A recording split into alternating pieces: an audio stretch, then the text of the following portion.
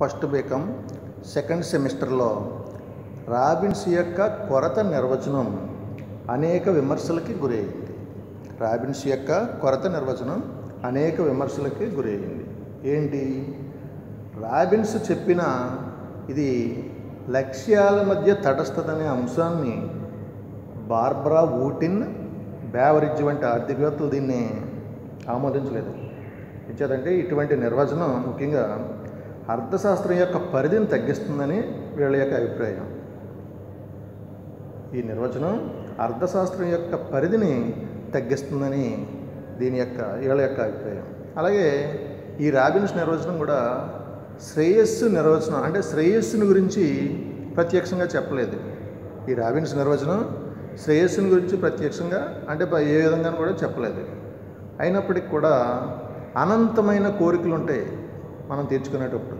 ఈ యొక్క అనంతమైన కోరికలు తీర్చుకునేటప్పుడు ఈ సాధనాలు పరిమితంగా ఉన్నాయి కాబట్టి ఈ పరిమిత సాధనాల వినియోగంలో తప్పకుండా శ్రేయస్సు అనే భావన పరోక్షంగా ఉత్పన్నమవుతుంది. అంటే ఈ యొక్క రాబిన్స్ నిర్వచనం శ్రేయస్సుని గురించి డైరెక్ట్గా ప్రత్యక్షంగా ఏమీ చెప్పలేదు. అయినప్పటికీ కూడా మనకి అనంతమైన కోరికలను తీర్చుకునేటప్పుడు ఏమవుద్ది?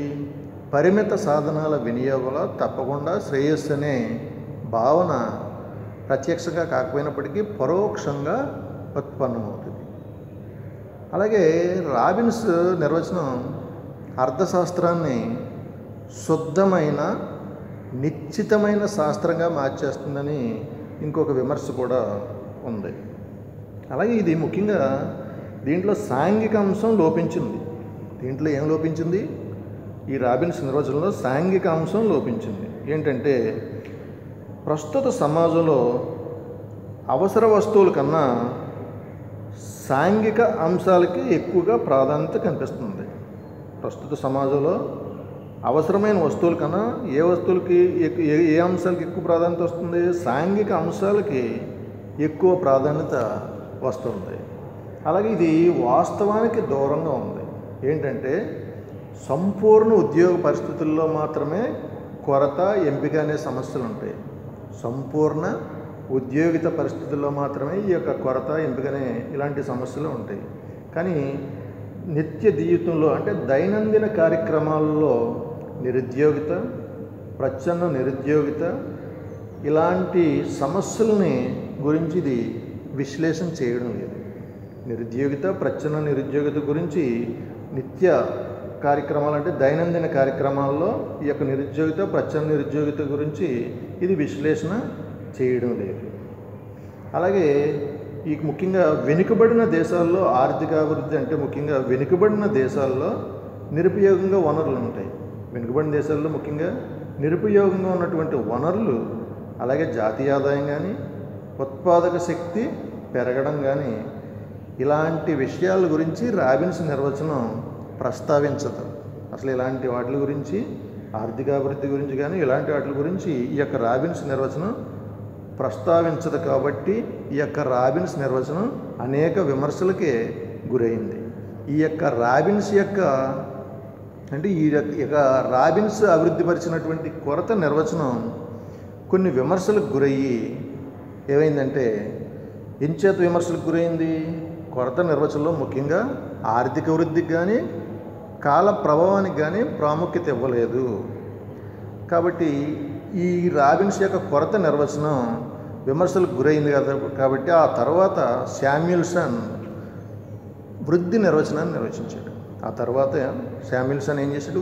వృద్ధి నిర్వచనం నిర్వచించాడు. ఏంటి ఈ వృద్ధి నిర్వచనం అంటే? కాలాన్ని బట్టి అంటే కాలానుగుణంగా వచ్చే మార్పులు, కాలానుగుణంగా మార్పులు వస్తాయి. మన తాతలప్పుడు ఒక విధంగా ఉంటుంది, తండ్రుల కాలంలో ఒకలా ఉంటుంది, మన కాలంలో ఒకలా ఉంటుంది, మన పిల్లల కాలంలో ఒకలా విధంగా ఉంటుంది. ఈ విధంగా కాలానుగుణంగా వచ్చే మార్పులు ఆర్థిక వృద్ధి మొదలైన అంశాలను గురించి రాబిన్స్ యొక్క నిర్వచనం వీటిలన్నింటినీ మర్చిపోయింది, అంటే విస్మరించిందనమాట. కాలానుగుణంగా వచ్చే మార్పుల గురించి రాబిన్స్ యొక్క కొరత నిర్వచనం ఎన్నటిని మర్చిపోయింది. వీటిని కాలాన్ని బట్టి ఏ విధంగా మార్పులు వస్తున్నాయి అన్నది ఇవన్నీ కూడా మర్చిపోయింది అని ఈ యొక్క శామ్యూల్సన్ అభిప్రాయం అన్నమాట. అంటే రాబిన్స్ నిర్వచనంలో ఉన్న లోపాలను తొలగించడానికి శామ్యుల్సన్ ఏం చేశాడంటే అర్థశాస్త్రానికి ఒక కొత్త నిర్వచనాన్ని ఇచ్చాడు. రాబిన్స్ నిర్వచనంలో ఉన్న లోపాలని తొలగించడానికి ఏం చేశాడు శామ్యుల్సన్ అర్థశాస్త్రానికి ఇంకొక కొత్త నిర్వచనాన్ని ఇచ్చాడు. ఏంటంటే అది వివిధ ప్రయోజనాలున్న పరిమితమైన ఉత్పాదక వనరుల్ని, వివిధ ప్రయోజనాలు ఉన్నటువంటి పరిమితమైన ఉత్పాదక వనరుల్ని ప్రజల సమాజం ద్రవ్యంతో కానీ ద్రవ్యం లేకుండా కానీ ఎంపిక చేసుకుని ఉపయోగిస్తూ ఉంటారు. ఈ విధంగా ద్రవ్యంతో కానీ ద్రవ్యం లేకుండా కానీ ఎంపిక చేసుకుని ఉపయోగించడం ద్వారా వస్తూత్పత్తిని చేపడుతూ ఉంటారు. దాన్ని ఈ విధంగా వస్తూత్పత్తిని చేపట్టి దాన్ని ఏం చేస్తారు, వివిధ వర్గాల ప్రజల మధ్య వర్తమాన లేదా భవిష్యత్ కాలంలో, అంటే ఇప్పుడు కానీ లేకపోతే భవిష్యత్ కాలంలో కానీ ఏ విధంగా పంపిణీ చేసుకోవడం జరుగుతుందో విషయ పరిశీలనే అర్థశాస్త్రం అని అన్నాడు. అంటే వృద్ధి నిర్వచనం అంటే మళ్ళీ చెప్తున్నాను చూడండి, వివిధ ప్రయోజనాలు ఉన్నటువంటి పరిమితమైన ఉత్పాదక వనరుల్ని, వివిధ ప్రయోజనాలు ఉన్నటువంటి అంటే ఎన్నో ప్రయోజనాలు ఉన్నాయి వీటికి పరిమితంగా ఉన్నటువంటి ఉత్పాదక వనరులు, అది ప్రజలు కానీ సమాజం కానీ అలాగే ద్రవ్యంతో కానీ ద్రవ్యం లేకుండా కానీ ఎంపిక చేసుకుని ఉపయోగించుకోవడం ద్వారా మనం వస్తూత్పత్తిని చేపడుతున్నాం. దాన్ని ఈ విధంగా వస్తూత్పత్తిని చేపట్టిన దాన్ని వివిధ వర్గాల ప్రజల మధ్య వర్తమాన లేదా భవిష్యత్ కాలంలో ఏ విధంగా పంపిణీ చేసుకోవడం జరుగుతుందో విషయ పరిశీలనే అర్థశాస్త్రం అని ఈ యొక్క వృద్ధి నిర్వచనాన్ని నిర్వచించారు. మళ్ళీ చెప్తాను చూడండి, వివిధ ప్రయోజనాలు ఉన్నటువంటి పరిమితమైన ఉత్పాదక వనరుల్ని ప్రజలు కానీ సమాజం కానీ ద్రవ్యంతో కానీ ద్రవ్యం లేకుండా కానీ ఎంపిక చేసుకుని ఉపయోగించుకోవడం ద్వారా వస్తూత్పత్తిని చేపట్టి దాన్ని వివిధ వర్గాల ప్రజల మధ్య వర్తమాన లేదా భవిష్యత్ కాలంలో ఏ విధంగా పంపిణీ చేసుకోవడం జరుగుతుందో పరిశీలించేదే అర్థశాస్త్రం అని నిర్వచించారు. దీని యొక్క లక్షణాలు ఏంటంటే ముఖ్యంగా వనరుల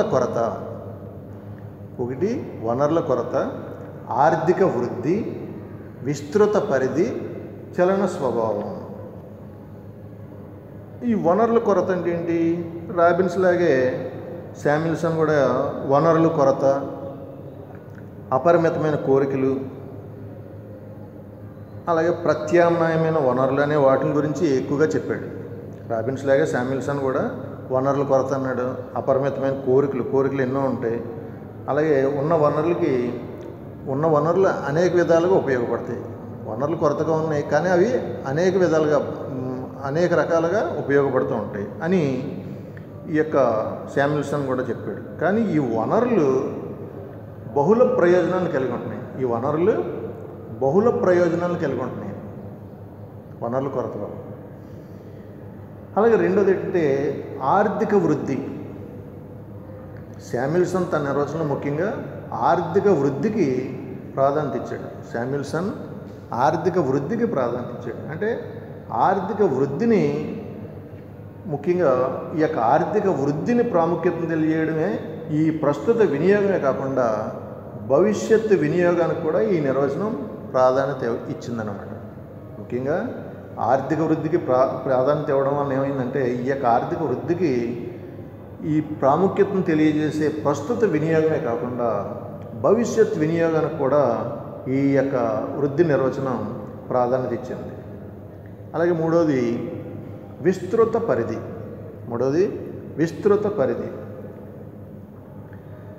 ఈ శామ్యుల్సన్ అభివృద్ధి పరిచినటువంటి ఈ యొక్క వృద్ధి నిర్వచనం ముఖ్యంగా చలన స్వభావం కలిగి ఉండడమే కాకుండా విస్తృత పరిధిని కలిగి ఉంది. ఈ యొక్క వృద్ధి నిర్వచనం చలన స్వభావం కలిగి ఉంది, దాంతోపాటు విస్తృతమైనటువంటి పరిధిని కలిగి ఉంది.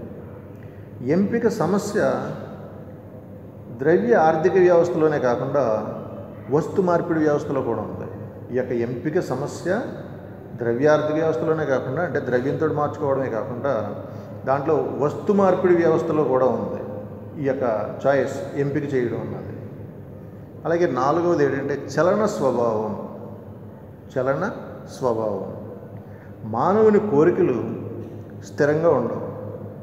మానవుని యొక్క కోరికలు స్థిరంగా ఉండవు.